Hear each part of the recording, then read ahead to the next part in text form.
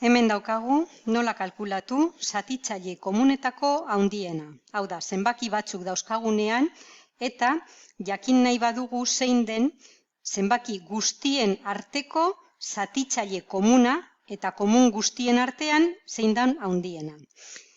Egin behar dugun lehenengo gauza izango da zenbaki bakoitza biderkagai lehenetan deskonposatu.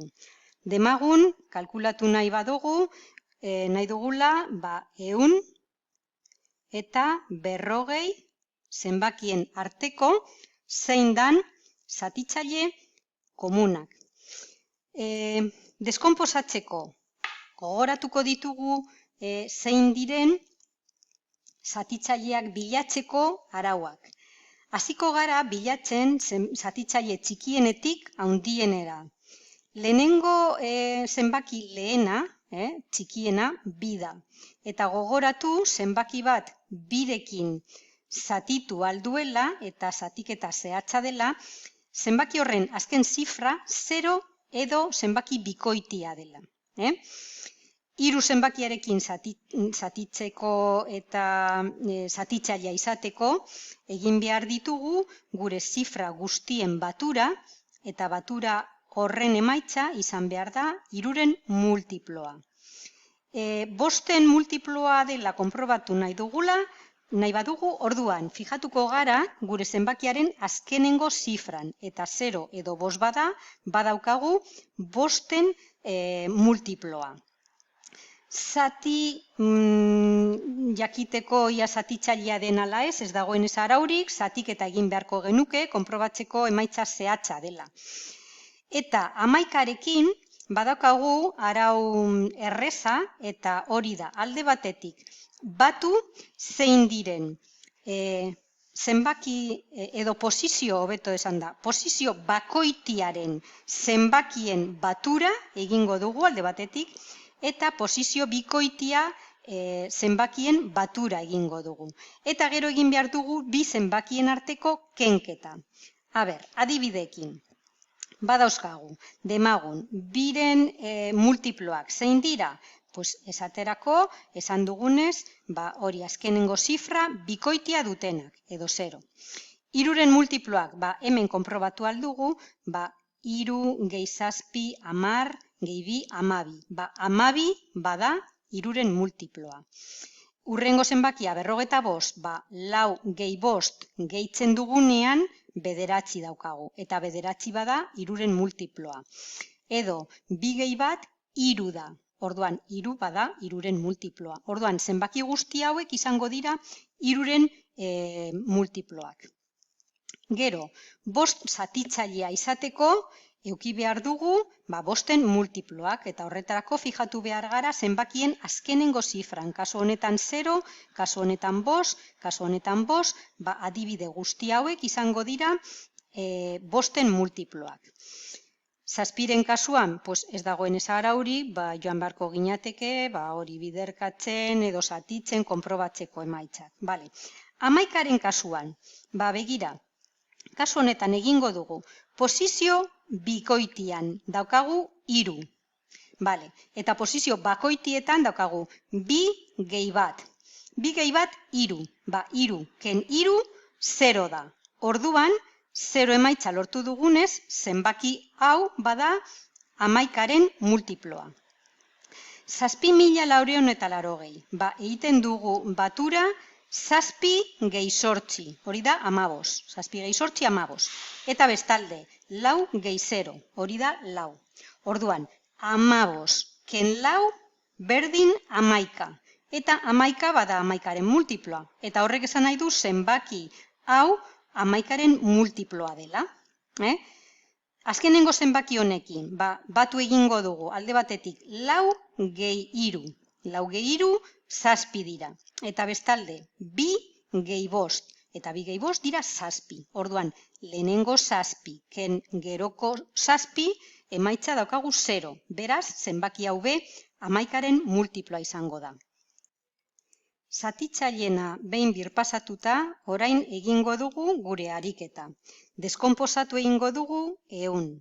Eta lehenengo zatitzailea izango dugu 2. 100 zati 2, bada 50. 50 oraindik ere birekin zatitu aldut, eta orduan zatiketa zehatza izango denez, emaitza da 25. 25 ez da biren multiploa. Orduan, urrengo zatitzailea bilatuko dut ia 3 den. Baina 3-ren multiploa izateko batura izan behar da 3-ren multiploa. Eta 2 gehi 5 dira 7. 7 ez denez 3-ren multiploa, orduan 3 ez da honen zatitzailea. 5 bai ordea. Azkenengo zifra 5 denez, orduan 25 zati 5 zehatza izango da eta emaitza da 5. Eta 5-en zatitzaile bakarra da 5 bat lortu arte. 5 zati 5 berdin bat. Orduan, 100 adierazi aldut matematikoki faktore guzti hauen biderkadura moduan. Hau da, 2 bider 2, 4, 4 bider 5, 20. Eta 20 bider 5, 100. Orduan, adieraziko dut. 2 ber 2, hori da 2 bider 2, bider 5 ber 2. Hau da, 2 bider 2, 2 ber 2. 5 bider 5, 2 ber 5. Modu berean, deskonposatuko dugu orain 40. 2-ren multiploa denez, orduan zati 2 egin aldut eta emaitza da 20. 20 berriz zati 2. 20 zati 2 da 10. Berriz zati 2. 10 zati 2, 5. Eta 5 bakarrik dauka, 5 zatitzailea eta bat. Orduan, 40 adierazi aldut biderkadura moduan 2 ber 3 bider 5. Multzoetan adierazi alditugu zein diren zenbaki bakoitzaren zatitzaile guztiak.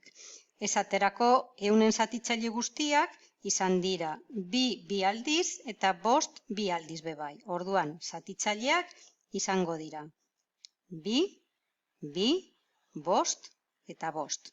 Eta 40-ren zatitzaileak izan dira 2 eta 5, baina 2 agertu zait 3 aldiz, orduan 2 bider 2 bider 2, hori da 8, eta gero 5. 8 bider 5, 40 da. Bale. Orain, zein dira hemen agertzen diren zatitzaile komunak. Orduan, hemen daukat 2 hau eta 2 hau leku bietan agertzen direla. Eta 2 hau eta beste 2 hau leku bietan agertzen direla. Orduan, idatzi aldut leku komun batean bi hauek. Eta bestalde 5 eta 5. Hauek be leku bietan agertzen dira. Beraz, espazio komunean idatziko ditut komunak diren zatitzaileak. 2 agertu da 2 aldiz, leku edo komunak direla. Eta 5 agertu da behin komuna dela. Orduan, 100 zenbakia izateko, irudikatu dut hemen 2 bider 2 bider 5 eta falta dut 5 idazteko. Eta 40 zenbakia lortzeko, badaukit hori dela 2 bider 2 bider 2 bider 5. Hemen dauka ja idatzita 2 bider 2 bider 5, orduan falta zait beste 2 idazteko. Hauxe izango da orduan erdi honetan, komuna den leku honetan, hemen izango dugu zein den 2 zenbaki hauen arteko zatitzailerik handiena. Orduan, orokorrean, matematikoki adierazi nahi badut eta multzoetan adierazi gabe, zelan bilatu aldut zein den 2 zenbakien arteko zatitzaile komunetako handiena? Lehenengoz, deskonposatu behar ditut biderkagai lehenetan, zenbaki bakoitza, eta gero, fijatu beharko naiz zein diren komunak diren zenbakiak. Eta 2 komun horien artean aukeratuko dut berreketa edo berretzailerik txikiena duena. Hori izango da gure zatitzaile komunetako handiena den biderkagai bat, 2 ber 2, eta gero hemen berriz 5 eta 5 komuna da, leku bietan agertzen da. Aukeratu behar dut hauen artean berretzailerik txikiena duena. Orduan, 2 ber 2 bider 5. Ze zenbaki da hau? 4 bider 5, hau da 20. Orduan, 20 izango da ZKH. Eta modu honetan idatzi egingo dugu. ZKH parentesien artean zein zenbakiren artean bilatzen ari naizela, eta gero zein den emaitza.